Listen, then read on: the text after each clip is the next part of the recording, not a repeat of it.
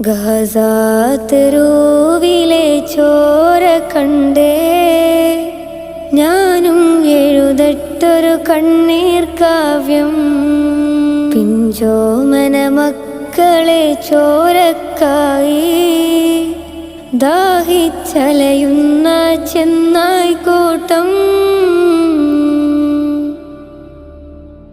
മരിച്ചത് ഞാനല്ല നീയാണ് മുസ്ലിമേ.